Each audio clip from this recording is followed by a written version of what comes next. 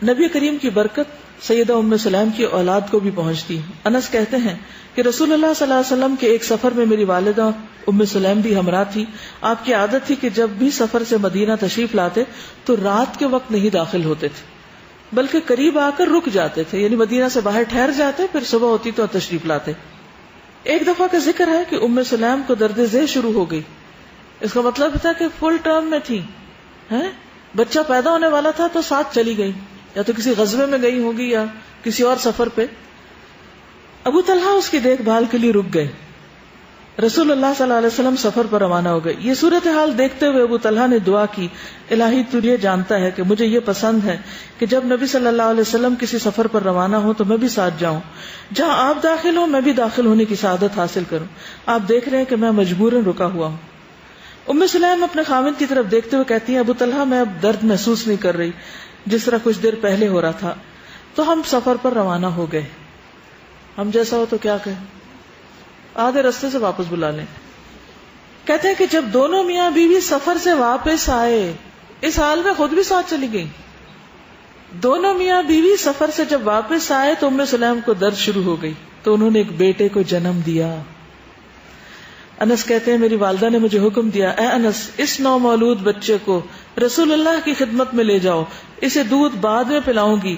میں صبح ہوتے ہی اس نومولود کو گود میں اٹھا کر آپ کی خدمت میں حاضر ہوا. جب میں آپ سے ملا اس وقت آپ کے ہاتھ میں کوئی داغ لگانے والا آلہ تھا. جب آپ نے مجھے دیکھا تو فرمایا شاید ام سلیم کے یہاں بچے نے جنم لیا.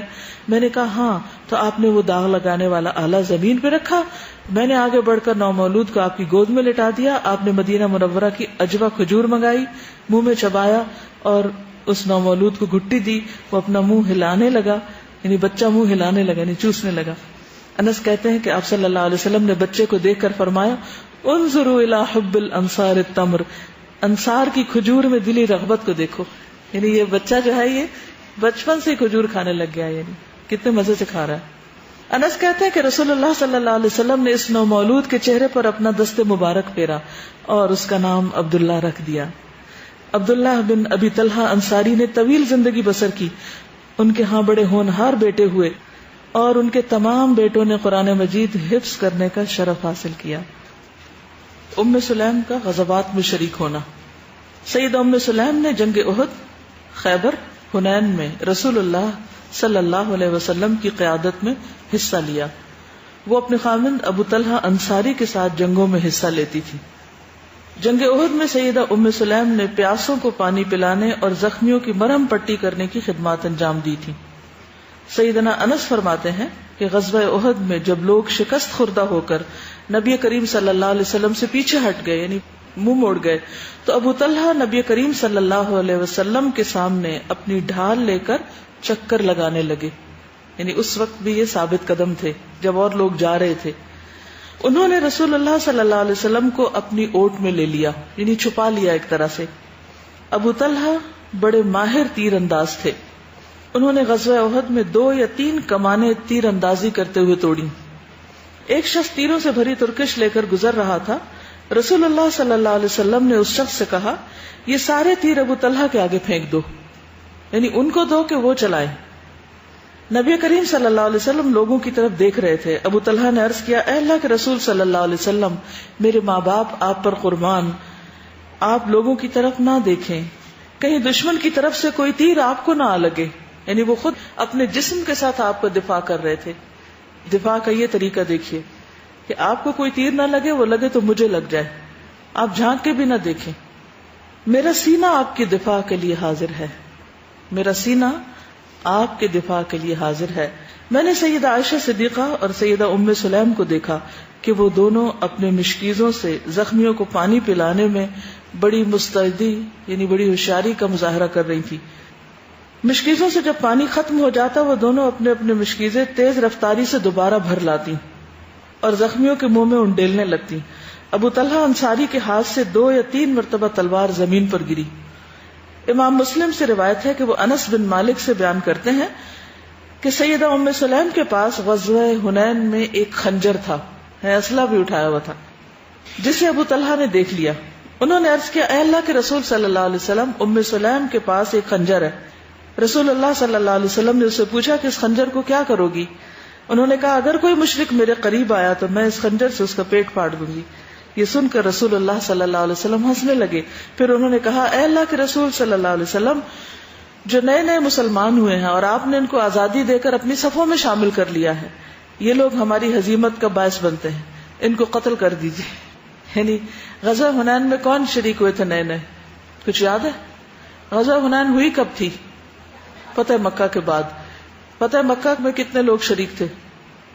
10,000. اور غزوہ حنین میں 12,000. تو یہ 2,000 کہاں سے آئے تھے؟ یہ نئے نئے مسلمان ہو کر. یہ نئے مسلمان تھے جو فتح مکہ کے بعد لشکر میں شریک ہوئے تھے، ان کی طرف اشارہ ہے. تو انہوں نے کہا کہ یا رسول اللہ صلی اللہ علیہ وسلم، آپ ان کو قتل کیجئے کیونکہ ان کی وجہ سے ہمیں مشکل ہوئی ہے.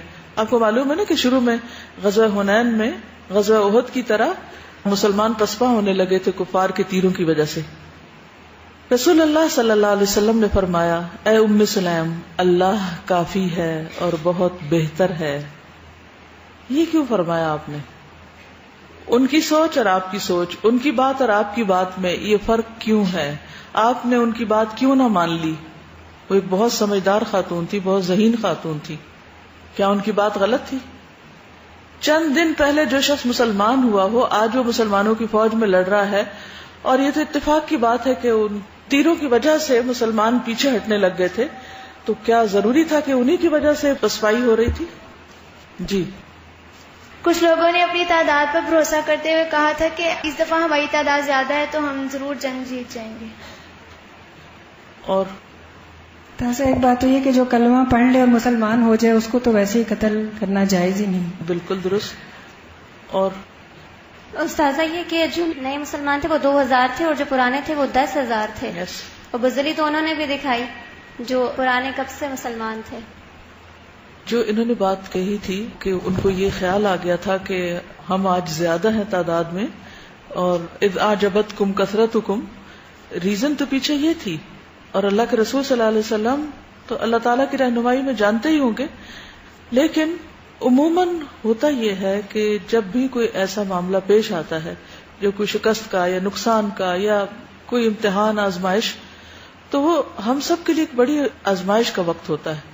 اس میں بہت سوچ سمجھ کے فیصلہ دینا چاہیے، جلدی نہیں کرنی چاہیے، سوچ سمجھ کے مشورہ دینا چاہیے.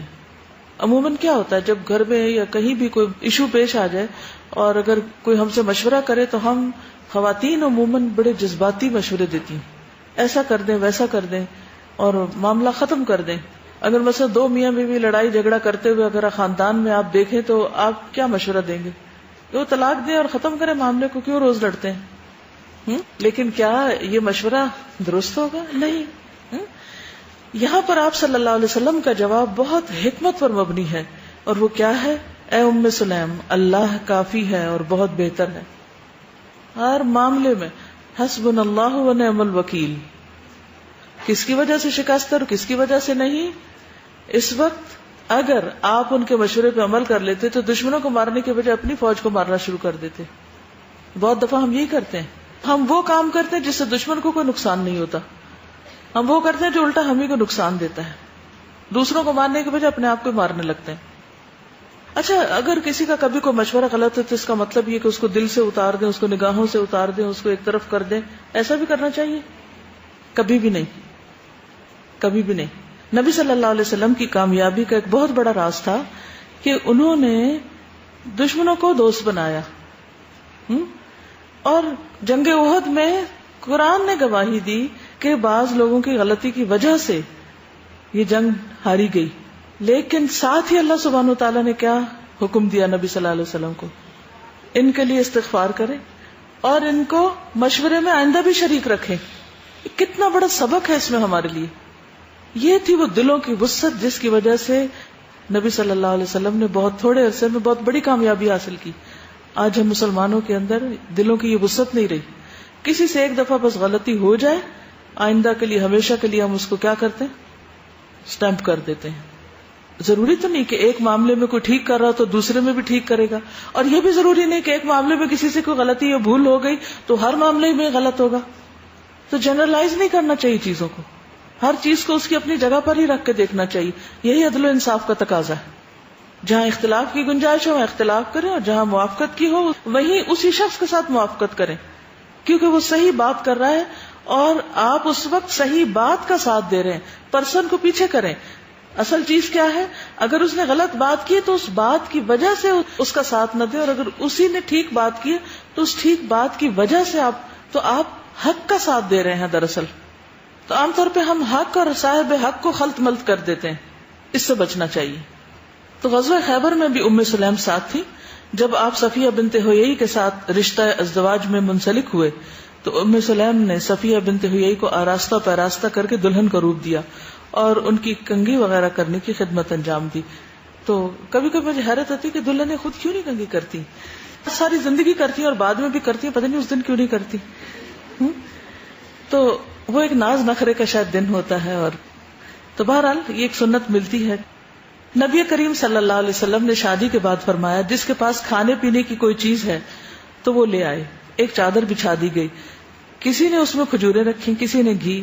غرض یہ کہ جس کے پاس جو کچھ بھی کھانے کی چیز تھی وہ اس چادر پر رکھ دی گئی. پھر ان سب اشیاء کو ایک ساتھ ملا دیا گیا، سب نے مل کر کھایا. یہ رسول اللہ صلی اللہ علیہ وسلم کی طرف سے ولیمے کی دعوت تھی. اس سے کس پارٹی کو ثبوت ملتا ہے؟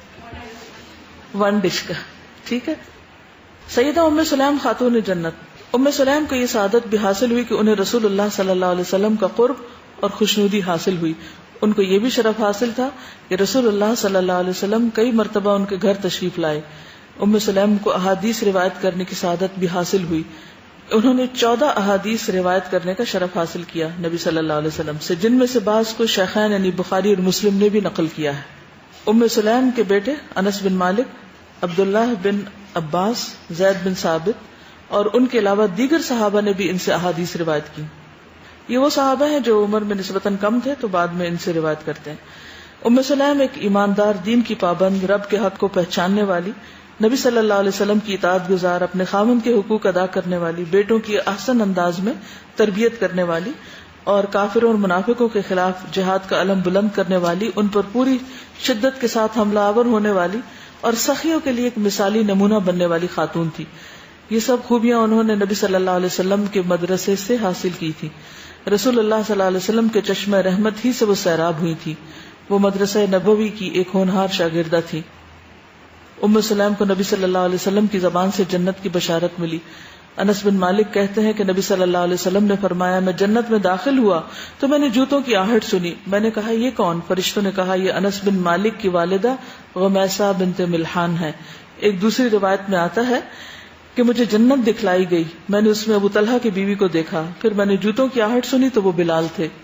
اللہ سبحانہ وتعالی ام سلیم اور ان کے خاوند ابو طلحہ انصاری پر اپنی رحمت کی برکھا برسائے.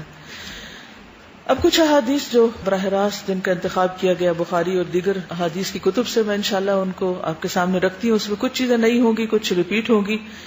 احادیث میں غور و فکر کرنے کا وقت ہے یہ. ٹھیک ہے.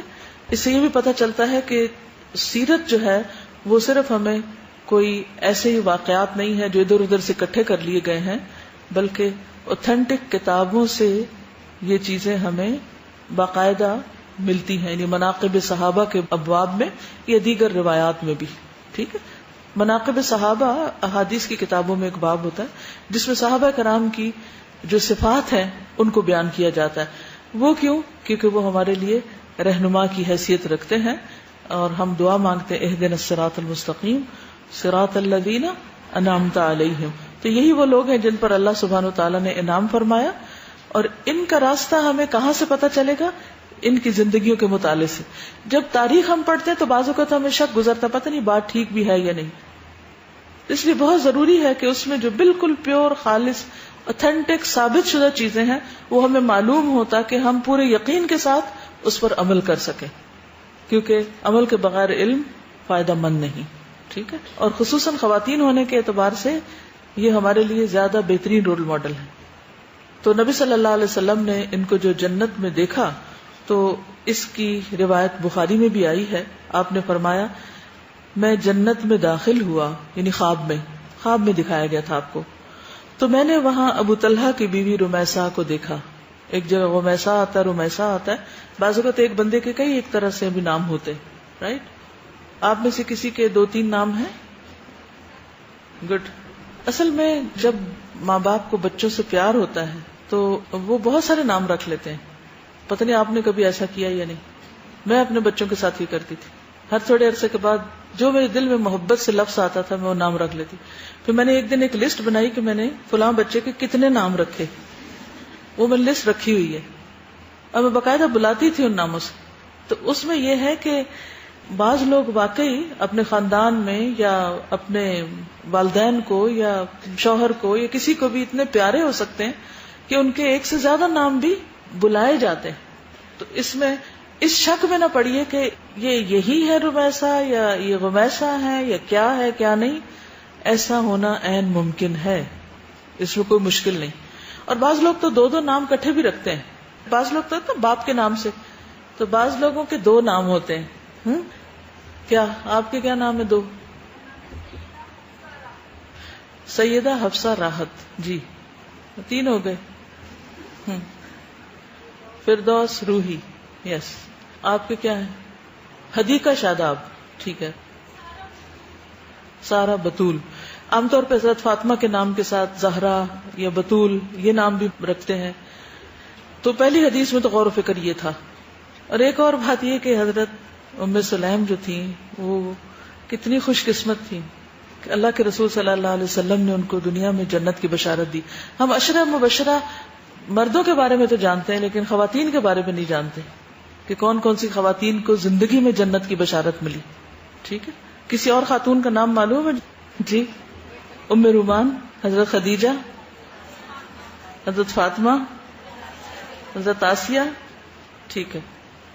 پھر اب یہ جب بچہ فوت ہو گیا تو انہوں نے خود ہی بچے کو نہلایا دھلایا اور چادر ڈال کے کونے میں گھر کے رکھ دیا, خود ہی نہلا لیا.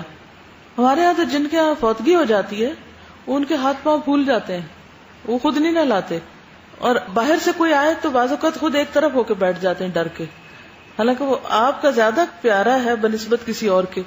تو جب کوئی عزیز قریب فوت ہو تو کیا کرنا چاہیے؟ خود شریک ہونا چاہیے. اس میں بڑے فائدے ہیں.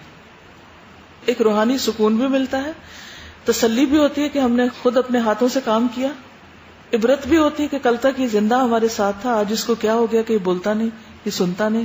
تو بہت غور و فکر کا موقع بھی ملتا ہے, اور وہ نقشہ وہ منظر کبھی بھولتا ہی نہیں. ٹھیک ہے نا. لیکن اس میں آپ دیکھیں کیا بہادری تھی ان کی. ایک ماں جب بچہ پیدا ہوتا ہے تو کچھ دن تو کوئی اور نہلا بھی دیتا ہے, پھر خود ہی نہلاتی ہے نا ماں. تو وہ ایک عرصہ گزرا ہوگا, روز نہلاتی ہوں گی. وہ بچہ آگے سے کبھی روتا ہے, کبھی ہنستا ہے, کبھی ہاتھ پاؤں مارتا ہے, کبھی بھاگنے کی کوشش کرتا ہے. اور نہلاتے ہوئے بچوں کو بہت کچھ سکھایا بھی جا سکتا ہے. بہترین کلاس ہوتی ہے نہلاتے وقت, کیونکہ اس وقت وہ کہیں بھاگ نہیں سکتے نا. چھوٹے سے واش روم کے اندر آپ ان کو پکڑ کے کھڑے ہوتے ہیں, ٹب میں یا کہیں بھی. جو باتیں آپ کہیں اور نہیں کہہ سکتے وہ وہاں ان کو سمجھا سکتے ہیں.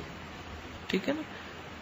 تو یہ بھی ماں کی ایک تربیت ہے, لیکن یہاں ان کا حوصلہ آپ دیکھیے.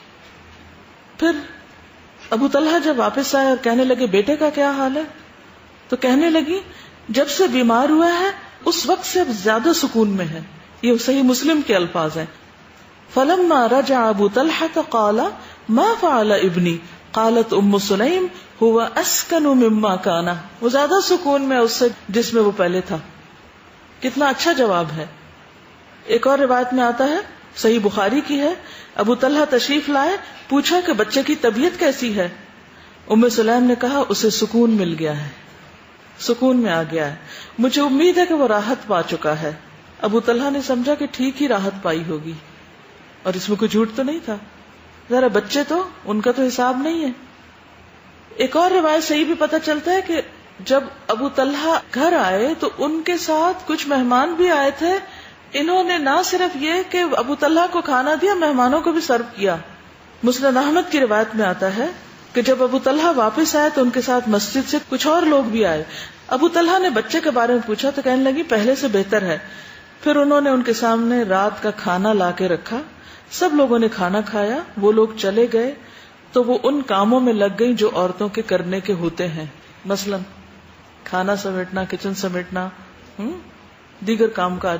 پھر اس کے بعد صحیح مسلم کی روایت میں آتا ہے پھر ام سلیم نے, یعنی کھانا وانا دے کے سب سمیٹ کے, پھر ام سلیم نے ان کے لیے یعنی شوہر کے لیے اچھی طرح بناؤ سنگھار کیا جیسا اس سے پہلے کبھی نہ کیا تھا. ثم تصنعت له احسن ما كان تصنع قبل ذلك. کسی بھی عورت کے لیے اپنے جذبات پہ قابو پا کے نارمل رہ کے زندگی کے کاموں کو چلانا سارے غموں اور دکھوں کے ساتھ، یہ بہت بڑی اچیومنٹ ہے، بہت زبردست کردار ہے.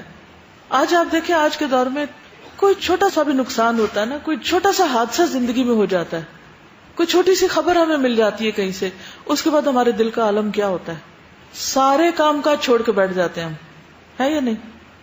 مثلاً اگر آپ ہاسٹل میں رہ رہے ہیں اور آپ کو پتا چلے کہ فلاں رشتے دار کی شادی اور سارا گھرانہ جا رہا ہے، آپ کے دل کا حال کیا ہوگا؟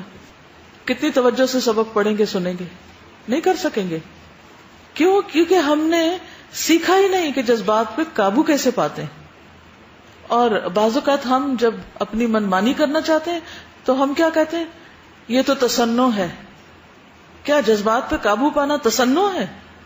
اور سچ صرف یہی ہے کہ ہم جو دل میں وہ منہ سے بولے چلے جائیں، چاہے غصہ ہے، چاہے نفرت ہے، چاہے محبت ہے، اور صرف باتیں کیے چلے جائیں، یہ سچ ہوگا؟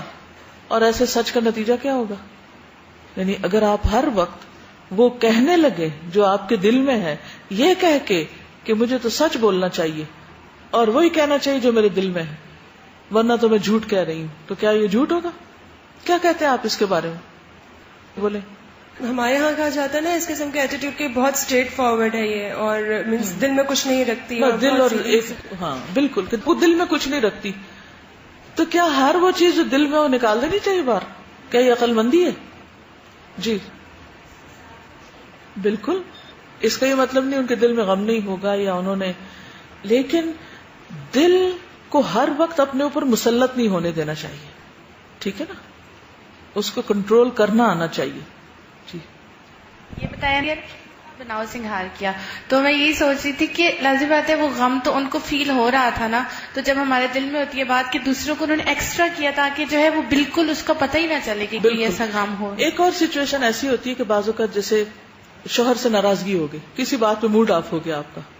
اچھا بعض لوگ کیا کرتے ہیں، اس کو اتنا لمبا کر دیتے ہیں کہ حتیٰ کہ شوہر کا پھر آف ہو جاتا ہے، اور اتنے میں پھر کیا نتیجہ کیا نکلتا ہے، فائدہ کیا ہوتا ہے؟ کتنے سارے کام انسان کے رک سکتے ہیں. اور یوں لگتا ہے بعض اوقات کہ زندگی شاید اسی کام کے لیے، وہ اس سے ناراض ہے، وہ اس سے ناراض ہے، اس کے دل میں اس کے لیے کچھ ہے، اس کے سارا وقت یہ تانا بانا اور یہ جھنجٹ میں پڑے رہیں گے. کرنے کا کام کس وقت کریں گے؟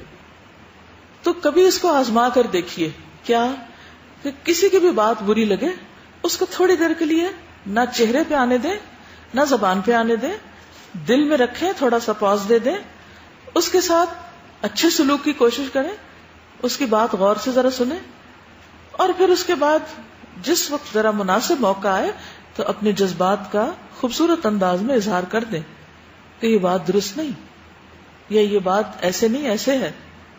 کنٹرول کرنے کا مطلب یہ نہیں ہوتا کہ آپ دوسرے کو اپنے جذبات سے آگاہ ہی نہ کریں، آپ ضرور کریں، لیکن اس صورت میں اور اس وقت میں جب اس کا کوئی فائدہ بھی ہو. اگر آپ سمجھتے ہیں اسی وقت کرنا فائدہ مند ہے تو اسی وقت کر دیں، لیکن انداز اچھا ہو، اور اگر اس وقت نہیں تو ٹھہر کے کر دیں.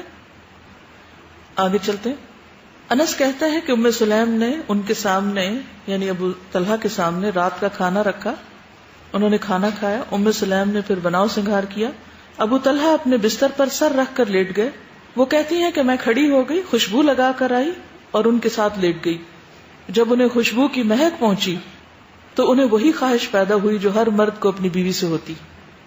یعنی آپ انداز دیکھیے کتنا خوبصورت ہے. یہ سب بیٹا روایت کر رہا ہے.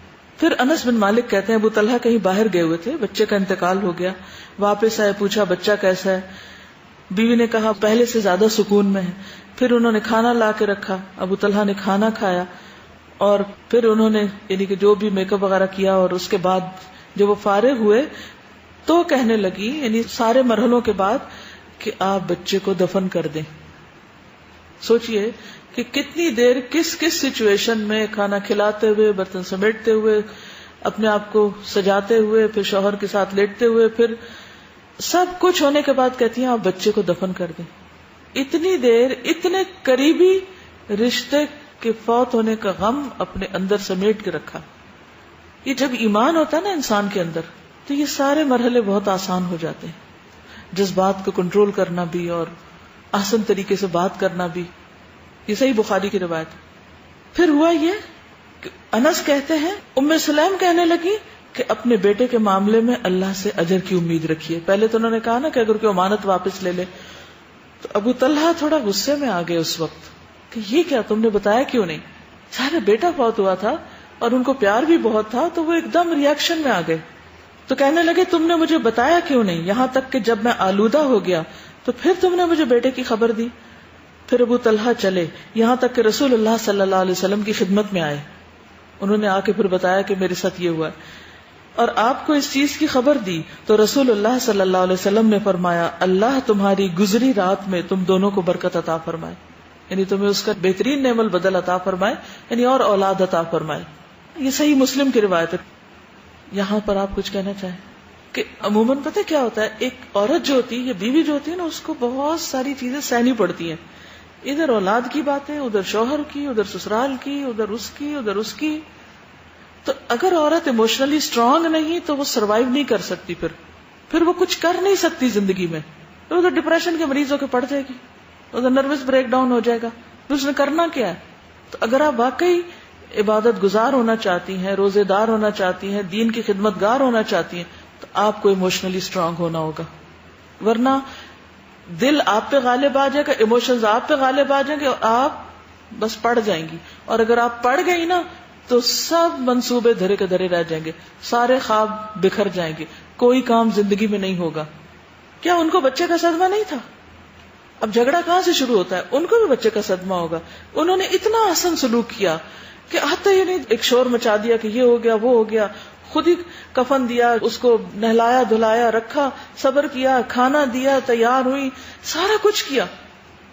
اس کے بعد جب شوہر کو بتایا اور اتنے اچھے انداز میں بتایا, پھر بھی شوہر ناراض ہوئے, تو اس پر وہ یہ نہیں کہ وہاں پھٹ جائیں اور کہیں کہ دیکھو میں اس وقت سے تمہاری خاطرداری میں لگی ہوئی ہوں اور تم اب الٹا مجھے پہ ناراض ہو رہے ہو. ہم پتہ کیا ہوتا ہے, آخری مرحلے پہ جا کے نا پھٹ پڑتے ہیں. سارے اچھے کام کر لیں گے سب کچھ, اور آخری ایک چیز ہمیں اتنا ٹریگر کر دے گی کہ ہم کہیں کہ بس چھوڑیں, جائیں آپ جو مرضی کریں, اب آپ خود ہی دفن کریں, ٹھیک ہے. وہاں لڑائی ہو سکتی تھی لیکن نہیں لڑی, اس چیز کو بھی برداشت کیا. یہی برداشت کا وقت ہوتا ہے کہ جب آپ حسن سلوک کرتے جائیں اور آخر میں آپ کو آپ کی حسن سلوک کا الٹی چپیٹ پڑے. آپ اچھا کر رہے ہیں اور لوگ اس کو آپ کے خلاف استعمال کریں, پھر دیکھیں آپ کیا کرتے ہیں. یہاں آپ کا ٹیسٹ ہے.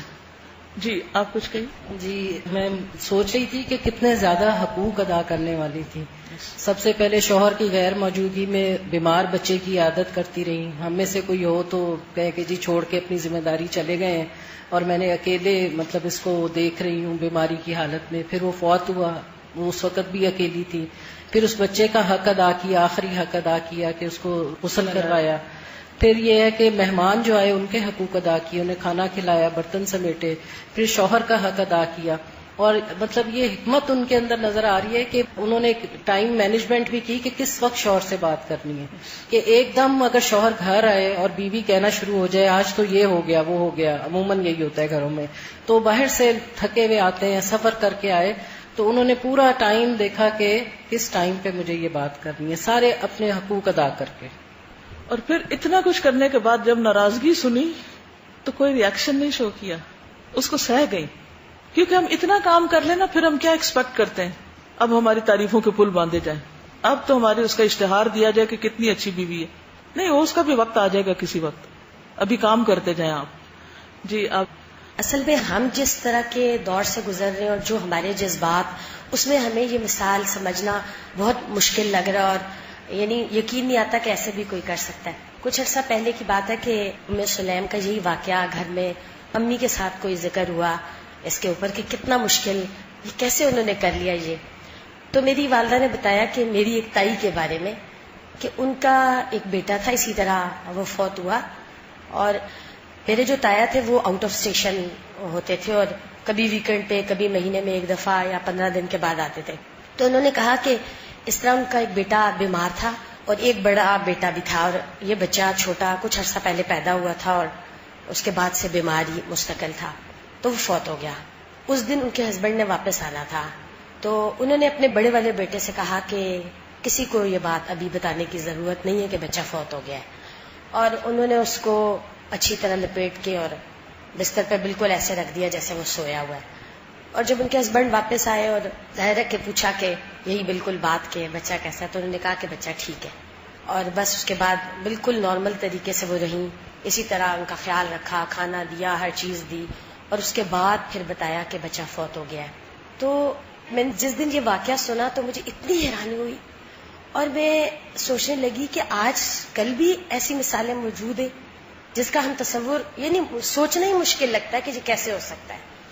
لیکن اللہ تعالیٰ جس کو یہ ہمت دے اور جس کو توفیق دے. اور ان سب چیزوں کے سننے کا مطلب یہ ہے کہ ہم اپنی زندگی میں ان کو کسی نہ کسی مرحلے میں، کسی نہ کسی شکل میں، کسی نہ کسی موقع پر جب ٹائم آئے تو کر کے دکھائیں. پھر ام سلیم جو تھی وہ فزیکلی تو جنگوں میں جا کے پتہ چلتا ہے کہ کتنی فزیکلی صحت مند تھی یا مضبوط تھی، ایموشنلی آپ دیکھیں کتنی مضبوط تھی. پھر علمی اعتبار سے آپ دیکھیے انٹلیکچولی کتنے اچھے کوسچنز ہیں ان کے. ام سلیم نے حضور صلی اللہ علیہ وسلم سے ایک سوال کیا، حضرت عائشہ بھی پاس بیٹھی ہوئی تھی. کہنے لگی کہ یا رسول اللہ صلی اللہ علیہ وسلم، عورت اگر خواب میں وہ دیکھے جو مرد دیکھتا ہے اور اپنے جسم پر وہ دیکھے جو مرد دیکھتا ہے تو وہ کیا کرے؟ نیند میں اگر وہ کوئی ایسا خواب دیکھے اور اس کے جسم سے پانی کا اخراج ہو جائے تو کیا کرے؟ تو حضرت عائشہ رضی اللہ تعالی عنہا نے فرمایا، اے ام سلیم، تم نے عورتوں کو رسوا کر دیا. یعنی یہ بات کیوں بتائیے، کیوں کھولی ہے؟ تیرے ہاتھ خاک آلود ہوں. رسول اللہ صلی اللہ علیہ وسلم نے حضرت عائشہ سے فرمایا، بلکہ تیرے ہاتھ خاک آلود ہوں اے ام سلیم، جب عورت اس طرح دیکھے تو اس کو غسل کرنا چاہیے. یہ کتنا ضروری سوال تھا، کیونکہ پاکی اور ناپاکی سے تعلق رکھتا تھا. تو اگر وہ یہ سوال نہ کرتی تو آج عورتوں کو کیسے پتا چلتا ہے؟ ٹھیک ہے، یہ ایک اگر نارمل روٹین نہیں یا ایک عام بات نہیں ہے، لیکن اس کا وجود تو ہے. تو پھر ایسی صورت میں اگر پتہ ہی نہ ہو تو لوگوں کی کتنی نمازیں ضائع ہو جائیں. تو اس سے ان کی سوچ اور ان کے جو دین کے معاملے میں جاننے کا ایک ذوق ہے وہ پتہ چلتا ہے. یہ صحیح مسلم کی روایت ہے. ایک اور صحیح الادب المفرد کی روایت ہے.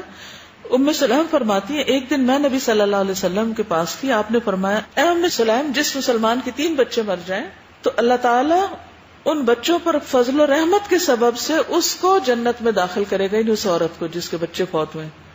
میں نے کہا اور 2 بھی؟ آپ نے فرمایا اور 2 بھی. یہ سوال ایک اور موقع پر حضرت عمر نے بھی کیا تھا اور انہوں نے بھی کیا. پھر اسی طرح انہوں نے نبی صلی اللہ علیہ وسلم سے جو بیعت کی تھی اس کو پورا کیا، اور اس میں کیا تھا کہ ہم نوحہ نہیں کریں گی، اور یہ بیٹے کی وفات پر انہوں نے ثابت کر کے دکھایا. پھر صحابہ بھی ام سلیم سے کچھ مسئلے مسائل پوچھا کرتے تھے. اکرمہ کہتے ہیں ایک مرتبہ زید بن ثابت اور ابن عباس کے درمیان اس عورت کے حوالے سے اختلاف رائے ہو گیا جو 10 ذی الحجہ کو طواف زیارت کر لے اور اس کے فوراً بعد ہی اسے ایام شروع ہو جائیں. طواف زیارت کون سا طواف ہوتا ہے؟ حج کا فرض طواف ہوتا ہے. ٹھیک ہے، تو بہرحال اب ان کے درمیان اختلاف ہی ہو گیا کہ اگر طواف زیارہ ہو گیا اور پیریڈ شروع ہو گئے تو حضرت زید کہنے لگے کہ جب تک وہ طواف وداع نہ کرے وہ جا نہیں سکتی. ابن عباس نے کہا کہ اگر وہ طواف زیارت کر چکی ہے اور اپنے خاوند کے لیے حلال ہو چکی ہے تو اگر وہ چاہے تو واپس جا سکتی ہے اور انتظار نہ کرے. انصار کہنے لگے، اے ابن عباس، اگر آپ کسی مسئلے میں زید سے اختلاف کریں گے تو ہم اس میں آپ کی پیروی نہیں کریں گے. ابن عباس نے فرمایا، اس کے متعلق تم ام سلیم سے پوچھ لو. انہوں نے ام سلیم سے پوچھا تو انہوں نے کہا کہ صفیہ بنت حیی کے ساتھ یہی مسئلہ پیش آیا تھا. ٹھیک، صفیہ بنت حیی کے ساتھ یہی مسئلہ پیش آیا تھا، جس پر حضرت عائشہ نے فرمایا، افسوس تم ہمیں روکو گی. نبی صلی اللہ علیہ وسلم سے اس بات کا ذکر ہوا تو آپ نے کوچ کا حکم دیا، اور خود ام سلیم نے اپنے متعلق بتایا کہ انہیں بھی یہ کیفیت پیش آ چکی ہے، اور رسول اللہ صلی اللہ علیہ وسلم نے انہیں بھی جانے کا حکم دیا. تو یہ مسند احمد کی روایت ہے. ویسے تو طواف وداع جو ہے وہ ضروری ہے، لیکن ایسی عورت کے لیے رخصت ہے کہ وہ طواف وداع نہ کرے، اور اس معاملے میں ام سلیم کی رائے کو قبول کیا گیا. پھر یہ کہ نبی صلی اللہ علیہ وسلم کے ساتھ ام سلیم کا ایک بہت انوکھا تعلق تھا، اور اس کے ہم کچھ واقعات پیچھے پڑھ بھی چکے ہیں اور کچھ چیزیں اور بھی. موٹی موٹی باتیں تو آپ کو معلوم ہیں کہ جس میں نبی صلی اللہ علیہ وسلم ان کے گھر تشریف لے جاتے، ان کے گھر نماز پڑھا کرتے تھے، اور ایک مرتبہ نفل نماز آپ نے ام سلیم اور ان کے بیٹے کو پڑھائی، جس میں ان کے بیٹے جو تھے وہ آپ کے ساتھ کھڑے ہو گئے اور ام سلیم پیچھے اکیلی کھڑی تھی، اور یہ فرض نماز کے علاوہ نفل نماز کی جماعت کرائی تھی آپ نے. پھر اسی طرح یہ ہے کہ ام سلیم کہ ہاں یہ نماز صرف ایک دفعہ نہیں ہوئی، کئی بار ہوئی. وہ کہتی ہیں کہ آپ ہماری ایک چٹائی پر نماز پڑھا کرتے تھے. حضرت انس کہتے ہیں کہ آپ ہمارے ہاں آتے اور ایک چٹائی پہ نماز پڑھا کرتے تھے اور ام سلیم اس پر پانی چھڑک دیتی تھی، یعنی اس کو فریش کر دیتی تھی. ڈسٹ پڑ جاتی ہوگی تو پانی چھڑک کے وہ صاف ہو جاتی تھی. پھر اسی طرح آپ صلی اللہ علیہ وسلم نے ان کے لیے دعا کی. پھر نبی صلی اللہ علیہ وسلم نے آپ کو اپنے بال بھی دیے تھے حج کے موقع پر. انس کہتے ہیں کہ رسول اللہ صلی اللہ علیہ وسلم نے حجۃ الوداع کے موقع پر جب حلاق سے سر منڈانے کا ارادہ کیا تو ابو طلحہ نے سر کے ایک حصے کے بال اپنے ہاتھوں میں لے لیے، گرنے نہیں دیے. پھر وہ بال ام سلیم اپنے ساتھ لے گئیں، وہ انہیں اپنی خوشبو میں ڈال کر ہلا لیا کرتی تھی. ایک اور روایت میں آتا ہے آپ نے حلاق سے فرمایا کہ یہاں سے بال اتارو، پھر ہاتھ کے ساتھ دائیں جانب کی طرف اشارہ کیا. آپ نے ان بالوں کو اپنے قریب موجود لوگوں میں تقسیم کیا. پھر آپ نے حجام کو بائیں جانب بال کاٹنے کا اشارہ کیا تو اس نے وہ بال مونڈے اور آپ نے خود ام سلیم کو دیے. تو اس سے پتہ چلتا ہے کہ ابو طلحہ بھی لے گئے اور ام سلیم بھی لی. پھر اسی طرح آپ کے بیٹے کا جنازہ بھی حضور صلی اللہ علیہ وسلم نے پڑھایا تھا اور ان کے گھر میں ہی جنازہ پڑھا دیا تھا. وہ بچہ جو فوت ہوا تو وہیں پر جہاں پر وہ تھا وہیں جنازہ پڑھا دیا. اس سے کیا پتہ چلتا ہے؟ خصوصی تعلق کا پتہ چلتا ہے نا، کہ ان کے گھر تشریف لے گئے اور وہیں پر اس بچے کا جنازہ پڑھا دیا. یہ صحیح مسلم کی روایت ہے. پھر اسی طرح ان کا نبی صلی اللہ علیہ وسلم کو اپنے کھجوروں کے درخت دینا، یہ بھی ایک خاص واقعہ ان کے بارے میں ملتا ہے. انس بن مالک کہتے ہیں کہ جب مہاجرین مکہ سے مدینہ آئے تو ان کے پاس کوئی چیز نہیں تھی، خالی ہاتھ تھے. انصار زمین اور جائیداد والے تھے تو انصار نے اس شرط پر زمینیں ان کے سپرد کر دی کہ وہ ہر سال پیداوار کا نصف انہیں دیں گے اور ان کی جگہ محنت مزدوری کریں گے. ام سلیم نے حضور صلی اللہ علیہ وسلم کو اپنے کھجور کے درخت دیے تھے. یعنی جیسے عبد الرحمن بن عوف کے انصاری بھائی کون تھے، نام یاد ہے؟ مشہور واقعہ ان کا، جنہوں نے کہا تھا کہ میری 2 بیویاں ہیں، میں ایک کو طلاق دے دیتا ہوں، جس کو تم پسند کرو اور اس سے تم نکاح کر لو. کون صحابی تھے وہ؟ سعد بن ربی. ٹھیک ہے، گڈ، سعد بن ربی.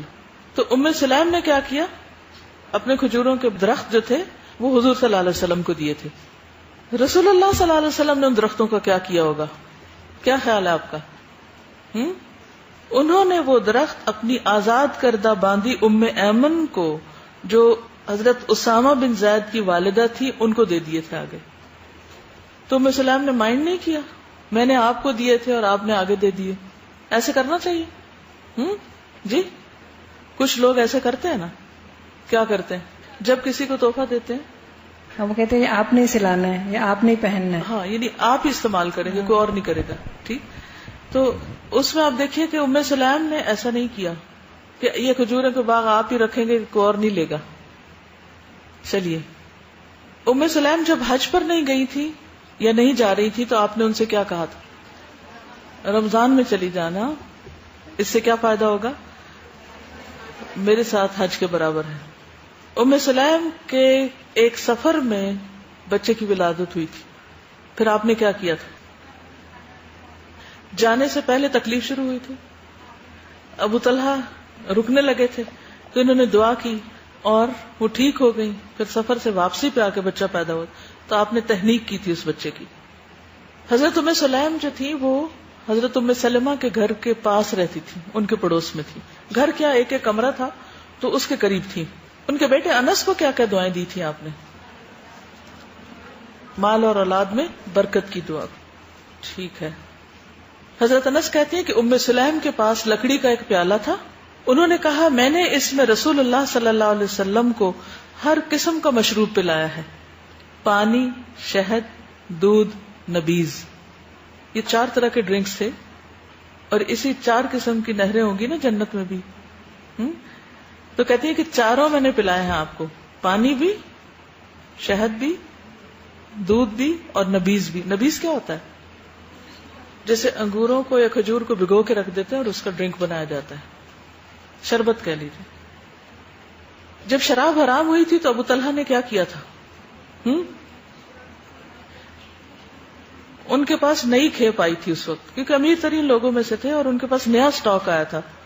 انس کہتے ہیں کہ کچھ اور صحابہ بھی بیٹھے ہوئے تھے ابو طلحہ کے گھر میں، اور میں شراب پلا رہا تھا. تو اتنے میں ایک آدمی آیا اور اس نے کہا کہ آپ کو کوئی خبر پہنچی؟ ہم نے کہا نہیں. اس نے کہا شراب حرام کر دی گئی. ابو طلحہ نے کہا اے انس ان مشکوں کو بہا دو. اس آدمی کی خبر کے بعد نہ انہوں نے شراب پی، نہ انہوں نے شراب کے بارے میں پوچھا، کبھی ذکر بھی نہیں کیا. پھر ایک روایت میں ہے کہ انہوں نے یہ سن کر یہ نہیں کہا ٹھہرو پہلے تحقیق کر لیں، آج تو ختم کرو پھر اگلی دفعہ نہیں پیئیں گے. ہیں انس کہنے لگے ابو طلحہ نے کہا تمہارے برتن میں جتنی شراب ہے سب انڈیل دو. اللہ کی قسم اس کے بعد وہ کبھی اس کے قریب بھی نہ گئے. یہ صحیح مسلم کی روایت ہے.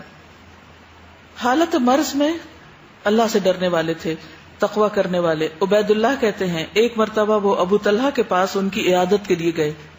وہاں سہل بن حنیف بھی آئے ہوئے تھے. اسی دوران ابو طلحہ نے ایک آدمی کو بلایا جس نے ان کے حکم پر ان کے نیچے بچھی ہوئی چادر نکال لی. مریض کے لیے اس کے بستر کی چادر چینج کرنا کتنا مشکل کام ہوتا ہے. تو سہل نے وجہ پوچھی. انہوں نے کہا اس پر تصویریں ہیں اور رسول اللہ صلی اللہ علیہ وسلم نے اس کے متعلق جو فرمایا ہے وہ آپ جانتے ہیں. سہل نے فرمایا کہ نبی صلی اللہ علیہ وسلم نے کپڑوں میں بنے ہوئے نقش کو مستثنا نہیں کیا. انہوں نے کہا کیوں نہیں، لیکن میرے دل کو یہی بات اچھی لگتی ہے کہ سرے سے کوئی تصویر نہ ہو. تو اس سے کیا پتہ چلتا ہے کہ بیڈ شیٹ پر بھی اگر تصویریں ہوں، جیسے عام طور پہ لوگ بچوں کے جو لحاف اور بستر اور سب کچھ جو بناتے ہیں وہ ایسے کپڑے کے بناتے ہیں جس پر کارٹون وغیرہ بنے ہوتے ہیں، یا ان کے بیگز یا ان کی شرٹس. آپ یقین کریں کہ بعض اوقات بازار میں بغیر تصویروں یا کارٹون کے شرٹ بچوں کی ملنا مشکل ہوتی، کانسیپٹ ہی نہیں. بیگ خریدتے ہیں اسکول کے تو ان کے اوپر وحشی قسم کی تصویریں بنی ہوتی ہیں.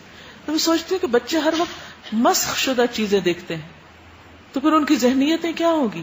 ہم بچوں کی فطرت کو مسخ کر رہے ہیں، فضول قسم کی تصویریں ان کو دکھا دکھا کے ہر وقت. تو میں سوچتی ہوں کہ جو بچے ایسے بستر میں سوتے ہیں جس بستر پہ تصویریں ہوں تو وہاں تو رحمت کے فرشتے نہیں آتے ہوں گے. تو وہ خواب میں کیا دیکھتے رہتے ہوں گے؟ کیا دیکھتے ہیں خوابوں میں؟ پھر بچے شیطانوں کو ہی دیکھتے ہوں گے.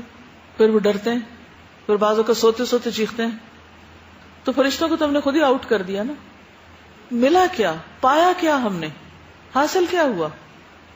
ایک چھوٹا سا دل کا بہلاوا کہ جی اب یہ چیز ان ہے یا یہ ٹرینڈ ہے، اور اس کے بغیر تو ہم پھر دوسروں کے بیچ میں شامل ہی نہیں ہوتے. اب ہوتا کیا ہے، بچے جاتے ہیں اسکول سے وہ اٹھ پٹانگ قسم کی تصویروں والے بیگوں کے ساتھ، جب اس میں سے وہ نکالتے ہیں کاپی تو اس کے اوپر بھی وہی فضولیات ہوتی ہیں. جب وہ پینسل کیس نکالتے ہیں تو اس کے اوپر بھی یہی لغویات. اب کیا ہے، وہ اسی کے بیچ میں بیٹھا ہوا ہے اور اسی کے بیچ میں الجھا ہوا ہے. اس کی سوچ کیا ہوگی، اس کا تخیل کیا ہوگا، اس کی امیجنیشن کیا ہوگا. یہ دشمن کے ایسے وار ہیں جن کو ہم سمجھتے بھی نہیں ہیں. اور پھر کیا ہوتا ہے، بچے باز کو کھلی چیزیں چھوڑ رہے ہیں، آپ وہیں نماز پڑھ رہے ہیں، اپنے ان کے کمرے میں پڑے ہوتے ہیں، ایسے ہی وہ ادھر ہی سو جاتے ہیں. ہم کس چیز کے بیچ میں رہتے ہیں؟ کبھی سوچا ہم نے کیا ماحول ہے ہمارا؟ کتنا تقویٰ اس سے جھلکتا ہے. ہم کیا دے رہے ہیں اپنے بچوں کو؟ تو بہرحال ابو طلحہ جو تھے وہ نبی صلی اللہ علیہ وسلم کے زمانے میں جہاد میں شرکت کے خیال سے نفلی روزے نہیں رکھتے تھے، لیکن آپ کی وفات کے بعد وہ کہتے ہیں کہ میں نے انہیں عید الفطر اور عید الاضحیٰ کے سوا روزے کے بغیر نہیں دیکھا. حضرت انس کہتے ہیں، بخاری کی روایت ہے. اور وہ کون تھے؟ غریب نہیں تھے، وہ مدینہ کے امیر ترین لوگوں میں سے تھے. ایسا نہیں تھا کہ کھانے کو کچھ نہیں تھا اس لیے وہ روزے رکھتے تھے. سب کچھ ہوتے ہوئے بھی انہوں نے کس چیز کو اپنے لیے اختیار کیا. انس کہتے ہیں ایک مرتبہ مدینہ میں اولوں کی بارش ہوئی. ابو طلحہ روزے سے تھے، وہ اولے اٹھا اٹھا کر کھانے لگے. کسی نے کہا آپ روزہ رکھ کے کھا رہے ہیں؟ انہوں نے فرمایا یہ برکت ہے، یعنی نفلی روزہ کھول سکتے ہیں کسی وجہ سے، یعنی آسمان سے ماء مبارک ہے. اس وقت اتنی پولوشن نہیں ہوگی نا جیسے ہوا میں، تو جو آسمان سے بارش اترتی ہوگی وہ ساری صاف ستھری ہوگی. ابو طلحہ اپنے بیٹے سے اتنی محبت کرتے تھے کہ روایت میں آتا ہے کہ جب ان کا بیٹا شدید بیمار ہوا، اس کی بیماری کی وجہ سے ابو طلحہ ہل کر رہ گئے تھے. ان کی طبیعت کمزور پڑ گئی تھی، یعنی اتنی محبت تھی انہیں اپنے بچے سے کہ اس کی بیماری نے ان کو ہلا دیا تھا. لیکن پھر کس طرح صبر ہوا. پھر اسی طرح نبی صلی اللہ علیہ وسلم کے برتنوں کی حفاظت. عاصم احول کہتے ہیں میں نے انس بن مالک کے پاس نبی صلی اللہ علیہ وسلم کا پیالہ دیکھا, وہ ٹوٹ چکا تھا, تو انس رضی اللہ عنہ نے اسے چاندی کی تار سے جوڑ دیا, سی دیا ہوگا. وہ عمدہ چوڑا پیالہ تھا, چمکدار لکڑی کا بنا ہوا تھا. امیجن کریں. انس نے بتایا کہ میں نے اس پیالے سے رسول اللہ صلی اللہ علیہ وسلم کو کئی مرتبہ پلایا ہے. اس پیالے میں لوہے کا حلقہ تھا. انس نے چاہا کہ اس کی جگہ چاندی یا سونے کا حلقہ لگا دیں, لیکن ابو طلحہ رضی اللہ عنہ نے کہا کہ جو کچھ رسول اللہ صلی اللہ علیہ وسلم نے بنایا اس میں کوئی تبدیلی نہ کرو. چنانچہ انہوں نے یہ ارادہ چھوڑ دیا. حلقہ کیا ہوتا ہے؟ وہ پیالے کے اوپر وہ جو اس کا کرو ہوتا ہے نا, اس کنارہ, اس کے اوپر کی لیئر جو ہے. تو انہوں نے کہا کہ نہیں, آپ صلی اللہ علیہ وسلم کے پیالے کی حالت مت تبدیل کرو. نبی صلی اللہ علیہ وسلم کی قبر کس نے کھودی تھی؟ نبی صلی اللہ علیہ وسلم کی قبر کس نے کھودی تھی؟ اب آپ کہیں گے ابو طلحہ نے, کیونکہ انہی کا ذکر ہو رہا ہے. ٹھیک ہے. ابن عباس کہتے ہیں کہ مدینہ منورہ میں 2 آدمی قبر کھودتے تھے. ابو عبیدہ صندوقی قبر بناتے اہل مکہ کی قبروں کی طرح, اور ابو طلحہ جن کا نام زید بن سہل تھا اہل مدینہ کے لیے بغلی قبر بناتے تھے, سائڈ سے جو نکالی جاتی. تو عباس رضی اللہ عنہ نے 2 آدمیوں کو بلایا, ایک کو ابو عبیدہ کے پاس بھیجا, دوسرے کو ابو طلحہ کے پاس بھیجا. دعا کی کہ اے اللہ اپنے پیغمبر کے لیے جو بہتر ہو اسی کو پسند فرما لے. چنانچہ ابو طلحہ کے پاس جانے والے آدمی کو ابو طلحہ مل گئے, وہ انہیں کو لے کر آ گیا. تو انہوں نے رسول اللہ صلی اللہ علیہ وسلم کے لیے بغلی قبر تیار کی. یہ شرف ان کو حاصل ہوا تھا. حضرت انس نے کتنی حدیثیں روایت کی ہوئی. اب ام سلیم کی اولاد کے بارے میں تھوڑی سی بات ہم کریں گے. حضرت انس کے بیٹے کتنے بیٹے؟ 3. ٹھیک ہے. نضر بن انس, موسیٰ بن انس, ابو بکر بن انس. نضر بن انس بخاری کے راوی ہیں, موسیٰ بن انس مسند احمد کے راوی ہیں, ابو بکر بن انس مسند احمد کے راوی ہیں. پوری کتابیں انہوں نے روایت کی ہیں. بیٹی امینہ بنت انس بن مالک, صحیح بخاری میں ان کا ذکر ہے. پوتے ہشام بن زید بن انس, بخاری کے راوی ہیں. حفص بن عبید اللہ بن انس, مسلم کے راوی ہیں. عبید اللہ بن ابی بکر بن انس, بخاری کے راوی ہیں. ثمامہ بن عبداللہ بن انس, ترمذی, نسائی اور ابن ماجہ کے راوی ہیں. پھر ان کے پڑپوتے عبداللہ بن المثنی بن عبداللہ بن انس بن مالک, بخاری کے راوی ہیں. پھر محمد بن عبداللہ بن حفص بن ہشام بن زید بن انس, ابن ماجہ کے راوی ہیں. شاید آپ کو پتہ ہی نہیں کہ کتاب روایت کرنے کا مطلب کیا ہے. کچھ پتہ؟ جیسے حدیثیں پہلے روایت ہوتی تھی نا, جب احادیث کتابوں میں کمپائل ہو گئی تو پھر کیا ہوتا تھا, پوری کتاب روایت ہوتی تھی. ایسے ہی کتاب کہیں سے کوئی اٹھا کے نہیں لے آتا تھا. اب تو چھپ گئی ہے نا کتابیں, تو ہم کہیں سے بھی خرید لیتے ہیں. تو پہلے اس طرح نہیں ہوتا تھا. پہلے کتابیں باقاعدہ روایت کر کے آگے دی جاتی تھی. تو اس سے کیا پتہ چلتا ہے کہ ان کی نسلوں میں علم والے اور علم کی حفاظت کرنے والے اور اسے اگلی نسلوں تک پہنچانے والے پیدا ہوئے. برا بن مالک جو تھے ان کے بارے میں حضور صلی اللہ علیہ وسلم نے کیا فرمایا تھا, کچھ یاد ہے آپ کو؟ ایک مرتبہ وہ قریب سے گزرے تھے تو آپ نے فرمایا بہت سے پراگندہ حال, غبار سے اٹے ہوئے, بوسیدہ چادروں والے, جن کی کوئی پرواہ نہیں کی جاتی, لیکن اگر وہ کسی چیز پر اللہ کی قسم کھا بیٹھے تو اللہ ان کی قسم کو سچا کر دے. اور برا بن مالک انہی میں سے ہے. ٹھیک ہے. برا بن مالک مردوں کے لیے ہودی خانی کرتے تھے اور انجشہ عورتوں کے لیے کرتے تھے. پیچھے ہم پڑھ چکے ہیں. برا بن مالک بہت بہادر تھے. اس نے زرارہ کے سردار سے مقابلہ کیا تو اس کو قتل کر دیا. اس کے کنگن اور کمر بند کی قیمت 30,000 درہم تھی. ایک کنگن اور بیلٹ, اس کی قیمت 30,000 درہم تھی. عمر رضی اللہ عنہ نے اس میں سے 5واں حصہ لیا اور باقی سب برا کو دے دیا. کہا جاتا ہے کہ ام سلیم کے یہ جو بیٹے تھے عبداللہ بن ابی طلحہ, یہ اس دعا کے نتیجے میں پیدا ہوئے تھے جو نبی صلی اللہ علیہ وسلم نے اس رات کے لیے حضرت ام سلیم اور حضرت ابو طلحہ کے لیے کی تھی. اور جب ان کی ولادت ہوئی تو نبی صلی اللہ علیہ وسلم کو جب خبر ملی تو آپ نے فرمایا اللہ اکبر, یعنی آپ اتنے خوش ہوئے. تو آپ نے پوچھا کون, یعنی کہ لڑکا ہے یا لڑکی؟ تو بتایا گیا کہ لڑکے کی ولادت. آپ نے فرمایا الحمدللہ, اسے مجھے پکڑاؤ.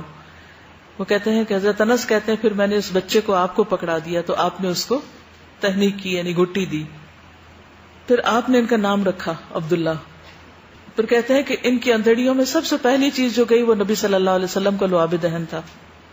سفیان بن عیینہ کہتے ہیں کہ انصار کے ایک شخص نے بتایا کہ میں نے عبداللہ کے 9 بیٹے دیکھے جو سب کے سب قرآن کے عالم تھے. وہ جو دعا دی تھی نا ام سلیم کو اس سارے صبر کے نتیجے میں کہ اللہ تمہاری اس رات میں برکت ڈالے، تو وہ بچہ جو پیدا ہوا تھا اس کی اولاد میں سے پھر یہ ساری خیر آگے پھوٹ رہی. انس کہتے ہیں کہ انصار میں اس سے افضل کوئی نوجوان نہ تھا. انس کہتے ہیں کہ اس کا نام عبداللہ رکھا گیا، اس کی نسل خوب چلی اور وہ فارس میں شہید ہوئے، یعنی ایران کی جنگ میں شہید ہوئے تھے. پھر ان کا ایک بیٹا جو تھا وہ محدث تھا. پھر اسی طرح ان کے ایک اور بیٹے عمر جو تھے، ایک بیٹے کا نام اسحاق تھا، دوسرے کا نام عمر تھا. یہ روایت کرتے ہیں کہ ابو طلحہ رسول اللہ صلی اللہ علیہ وسلم کو مسجد میں لیٹے ہوئے دیکھتے ہیں کہ آپ کا پیٹ جو ہے وہ کمر سے لگا ہوا بھوک کی وجہ سے، پھر آ کے بتاتے ہیں اور پھر ان کے لیے کھانا وغیرہ بنتا ہے. بہرحال یہ تھی چند باتیں، اگر آپ کچھ کہنا چاہیں تو پلیز موسٹ ویلکم. جی.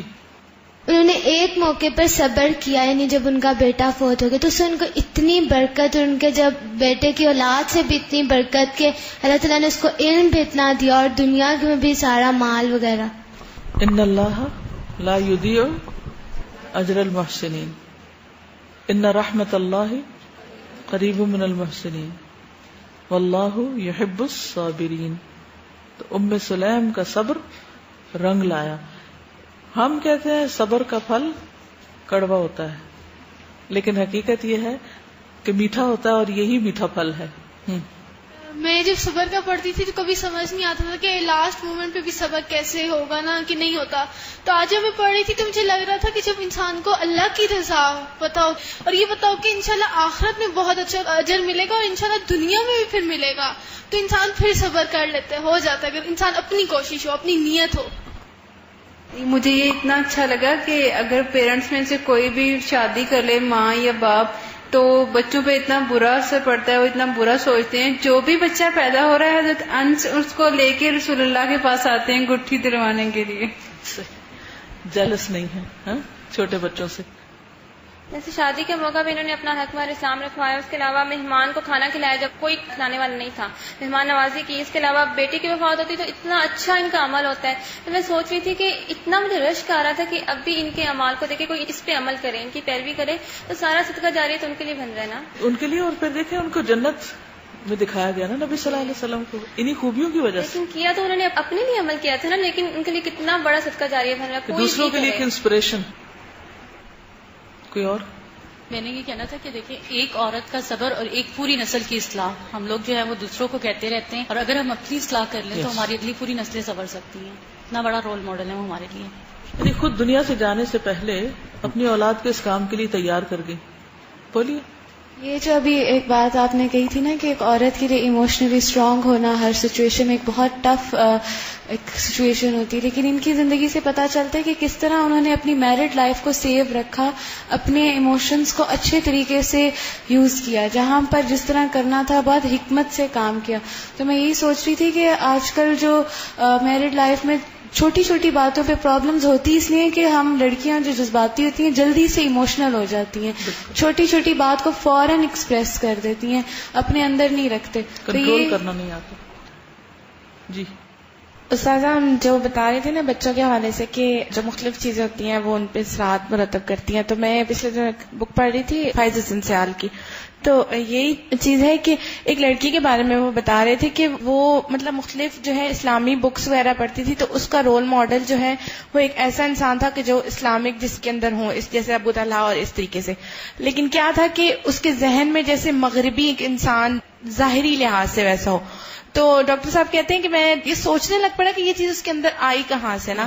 تو وہ کیا تھی کہ وہ سارے گھر والے اس پہ بہت پریشان، وہ شادی نہیں کرتی تھی کہ یہ دونوں خصوصیات اکٹھی نہیں ہو سکتی کسی طریقے سے کہ ظاہری لحاظ سے. تو وہ یہ بتا رہے تھے کہ اس کے روم کے اندر بالکل اس کے دروازے کے سامنے جب وہ دروازہ بند ہوتا تھا اور وہ سو رہی ہوتی تھی تو اس کے اوپر ایک تصویر لگی ہوئی تھی، کوئی ایک ایسا نوجوان گھوڑے پہ بیٹھا ہوا. تو وہ میں یہی سوچ رہی تھی کہ وہ کہتے ہیں نا کہ ہم جو دیکھتے ہیں اور جو سنتے ہیں ہم ویسے ہی بن جاتے ہیں، ہم ویسے کرنے لگتے ہیں. تو یہ واقعی بہت زیادہ سیریس ایشو ہے. جی استاذہ، سب سے زیادہ یہی کہ اسٹرینتھ آف کریکٹر ہی نظر آ رہا ہے یہاں پہ. اگر اس طرح کا واقعہ ہو کہ کسی کا وہ ہو تو ہسبینڈ کو سمجھا جائے گا کہ he should be the strength for the wife کہ وہ اس کو جا کے پوری سپورٹ دے اور وہ کرے. پوری ڈپینڈنٹ ہوتی ہیں عورتیں دوسروں پہ. یہ ایک تو اللہ نے تھوڑا سا ڈپینڈنٹ بنایا ہے, لیکن وہ فائنینشلی, جو قرآن میں آتا ہے وہ فائنینشلی ڈپینڈنٹ بنایا ہے. یہ نہیں کہ ہر چیز میں, ایموشنلی بھی اور ہر چیز میں. لیکن اس کا اپوزٹ ہم نے دیکھا ہے ان میں کہ وہ اپنے میاں کے لیے اس طرح سوچ رہی ہیں جیسے انہوں نے زیادہ ہرٹ ہونا ہوتا ہے ان سے, حالانکہ ماں نارملی ہم سمجھتے ہیں کہ زیادہ. اور دوسرا یہ کہ جو انہوں نے بات کی ابھی کہ سنت کو اڈاپٹ کریں ٹو ڈیفینڈ دا پروفٹ, اس میں یہ ہے کہ جب ہم سنت پڑھ جائیں اور جب ہمیں تعلیم حاصل ہو جائے تو دین وی شوڈ ہمیں جو ہے پھر دنیا میں نکل کے جہاں پہ سنت کو ڈیولپ کو جہاں کمی نظر آتی پریکٹس کرنے کی ضرورت ہے وہاں جائیں. اپنے آپ کو کسی جگہ ایک پہ کنفائن نہ کر لیں کہ ہم یہیں بیٹھ کے سنت کو فالو کرتے رہیں. تو اصل چیز ہے نا افراد کی تیاری, کیونکہ کسی بھی کام کو یا کسی بھی سسٹم کو یا کسی بھی سنت کو جو ثابت کریں گے وہ افراد ہی کریں گے. لہذا چاہے آپ ماں کے رول میں ہوں, چاہے آپ زندگی میں دنیا میں کسی بھی حصے میں کچھ بھی کر رہے ہوں, تو جب تک ہمارا اپنا کیریکٹر مضبوط نہیں ہوگا ہم یہ باتیں بس باتیں ہی رہ جائیں گی, عملی چینج نہیں آئے گا. اور یہ بہت اہم پوائنٹ ہے کہ ہم جب عورتیں شادی ہو جاتی ہے تو عام طور پر بس وہ دوسروں کے لیے ایک بوجھ ہی بن جاتی کہ بس اب ہر معاملے میں ڈپینڈ کرتی, نہ اپنے دماغ سے سوچتی, نہ صحیح غلط کا فیصلہ کرتی, نہ کسی معاملے میں ہمت سے کام لیتی. بس وہ سمجھتی کہ جیسے وہ ایک خدا مل گیا ان کو زمین پر جس نے اس کی قسمت کا فیصلہ کرنا ہے, جس نے اس کو کھانا کھلانا ہے, جس نے اس کے ناز نخرے اٹھانے, جس نے اس کی ہر بات ماننی ہے, اور وہ بس اس کو پوجتی رہے بیٹھ کے. تو یعنی کہ ایک عجیب سا ہم نے وہ بنا لیا ہے جو کہ امیجنیشن ہے. یعنی شادی سے پہلے رشتوں کے معاملے میں وہ ہیرو کو سوچتے رہتے ہیں گھوڑے پہ بیٹھ کے آ رہا ہوگا کہیں سے, اور اسی لیے اب تک براتیں گھوڑے پہ ہی بیٹھ بیٹھ کے جاتی ہیں. اور پھر اس کے بعد شادی کے بعد اپنی عقل بند ہر معاملے میں. بعض اوقات میں کچھ لوگوں کو دیکھتی ہوں چھوٹی چھوٹی باتوں میں ہسبینڈ کے اوپر ڈپینڈ کر رہی ہوتی ہیں, یہ کر لیں یہ نہ کرے. بھی تم خود کدھر ہو, تمہارا دماغ اللہ نے فالتو بنایا, اس سے بھی کچھ سوچو. اور پھر شوہر بھی ضد ہوتے ہیں کہ بھئی ہر وقت ہم ہی مشورہ دیتے رہے, اور جہاں پوچھنا ہے وہاں بھی پوچھتی ہیں, جہاں نہیں پوچھنا وہاں بھی پوچھتی ہیں. تو اس طرز عمل کو, اس سوچ کو اور اس طریقے کو بدلنا ہوگا. زندگی ایک دفعہ ملی ہے, اس کو صحیح طور پر کام میں لائیں. اپنے انڈیویجول سوچ اور اپنے انڈیویجول حساب کتاب اور جواب ان چیزوں کو بھی ذہن میں رکھیں ہر معاملے میں, ہر جگہ پر. کتنا بیلنس کردار ہے, گھر کے اندر بھی ہے باہر کا بھی ہے. ہم گھر کے ہوتا ہے تو باہر بھول جاتے ہیں, باہر نکلتے ہیں تو گھر بھول جاتے ہیں. کوئی توازن ہی نہیں, کوئی اعتدال ہی نہیں.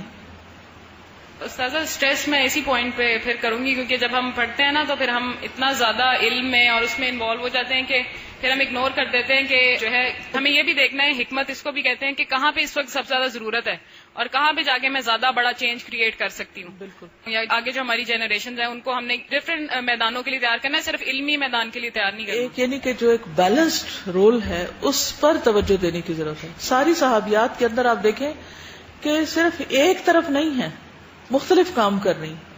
گر حکمت کا راز یہ کہ اس کو مینج کیسے کرنا ہے یہ آنا چاہیے. اوکے, سبحانک اللہم و بحمدک اشہد ان لا الہ الا انت استغفرک و اتوب الیک. السلام علیکم و رحمۃ اللہ وبرکاتہ.